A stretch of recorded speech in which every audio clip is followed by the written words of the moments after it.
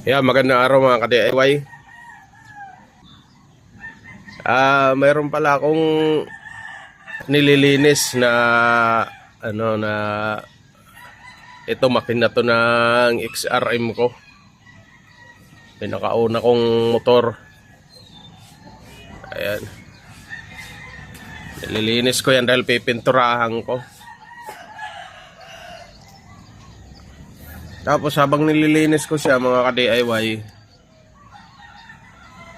ayan, napansin ko, pag tagilid ko nito, tinataob ko kasi ito nililinis ko lahat. Nung tinaob ko, yan, may lumabas na langis dito.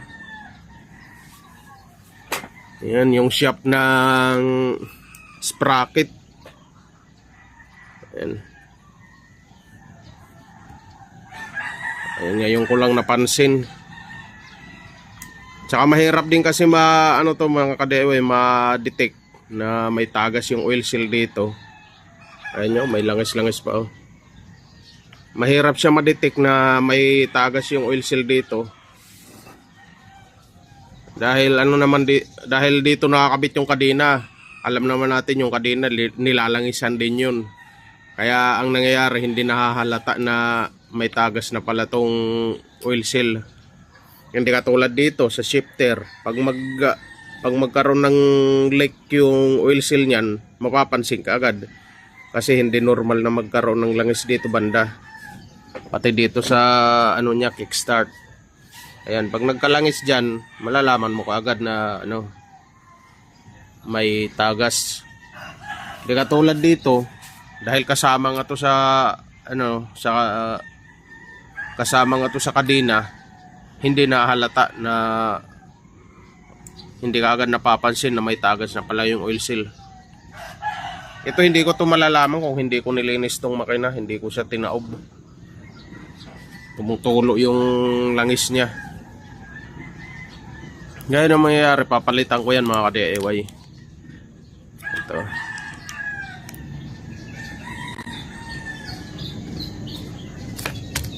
Nakabili na ako. Yung kakalasing ko siya, susungkitin ko na lang siguro. Ito gagamitan natin ito, kakalangan na lang natin kasi wala nang pwersa to dito. Ayan. Ayan na. Tapos yung isa muna, hindi muna natin to tanggalin ng tuluyan para may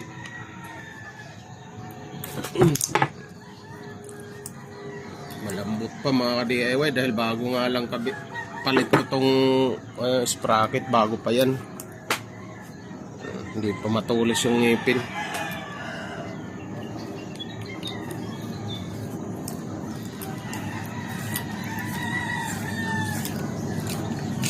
Tingnan ko kung paano ko masusungkit to. Ayan, ang langis.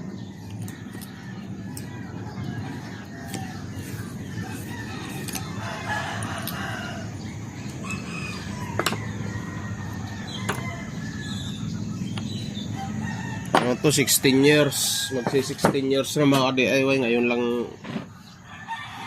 napalitan ng oil seal. Puro langis, hindi natin masusungkit. Subukan natin tong screw. Ayan, screw ko, subukan ko kung kakapit. Dandahanin lang natin mga ka-DIY.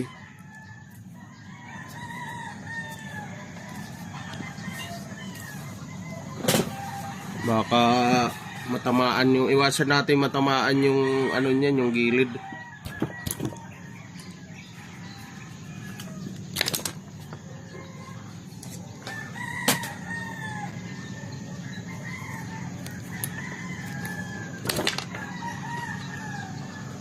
Ayaw bumaon mga ka-DIY.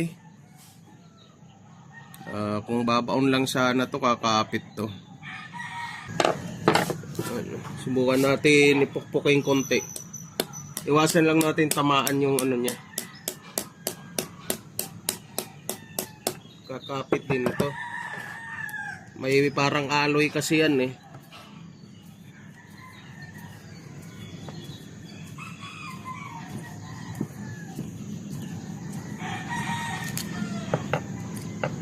Hindi lang niya mabutas.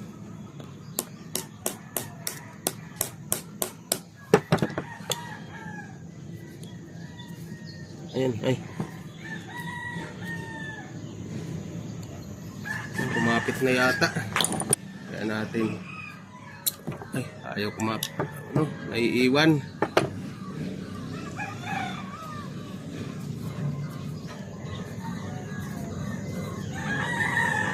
Ayan. Kumapit na yata. Ayun. Tanggal.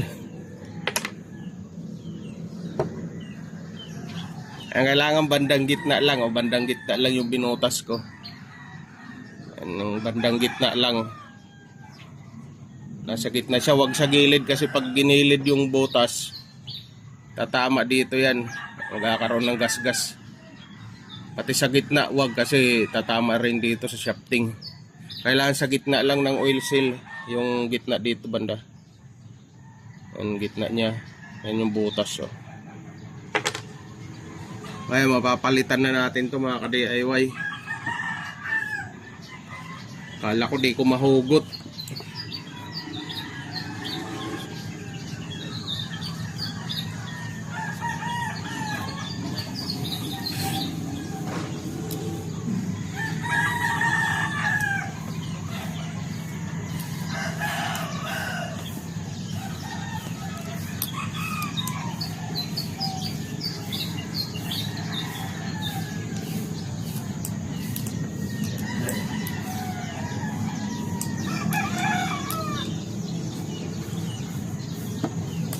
Yan, tingnan natin kung magkasukat.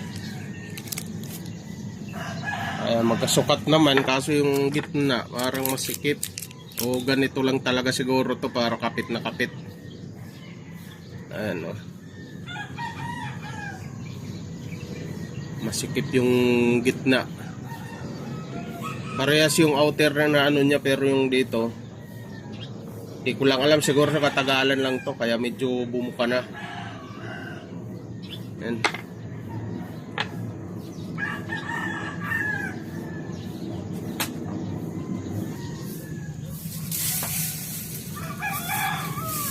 Tapos bago natin isalpak, lagyan muna natin ng langis kahit papano para malambot yung pasok.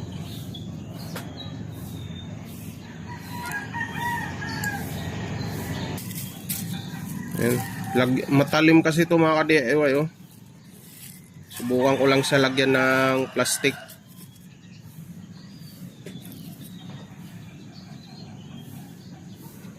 Kasi maano yung labi ng oil seal. Ayan, lagyan ko lang siya ng kapirasong plastic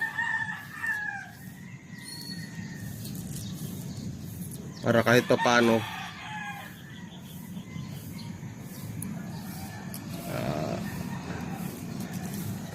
ulitin natin. Wala akong mahawakan paghugot.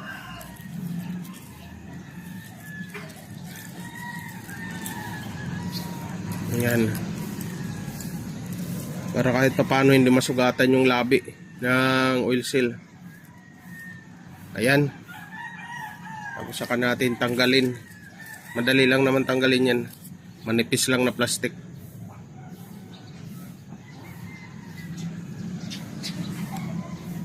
Ayan, diin lang, kaya pala oh.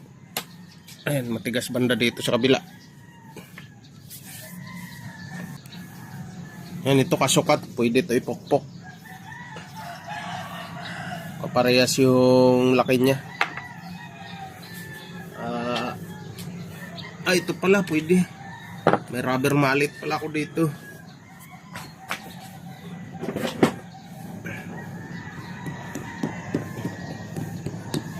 Yung kaso nga lang dito hindi ko mapupukpok. Kaya gamitan na lang natin ito.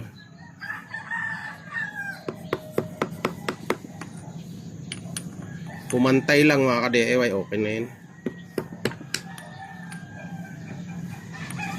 Pantay lang.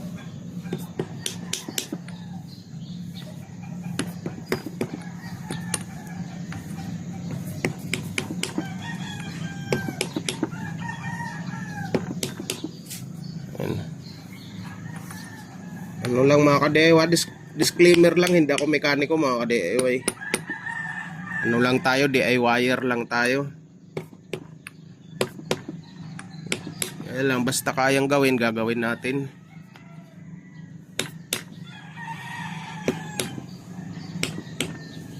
Ayan, pantay na. Bandang baba.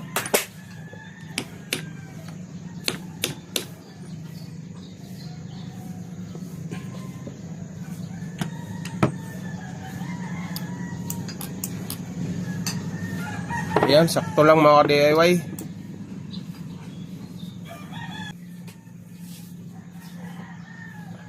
Ayan na mga ka-DIY. Naikabit ko na.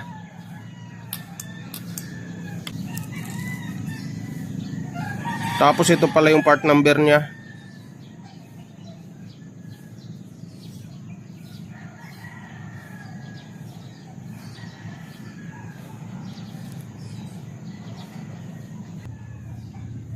Sa may mga ganitong problema, pwede to gawin kahit nasa nakakabit tong makina doon sa unit mismo, sa chassis niya. Ito kasi nagkataon lang nililinis ko. Pati yung chassis ko kasi pinipinturahan ko. Kaya nandito to. Ayan mga ka-DIY. Ganun lang kadali magpalit ng oil seal sa sprocket side na sa sprocket na shafting. Ayan, okay na yun mga DIY.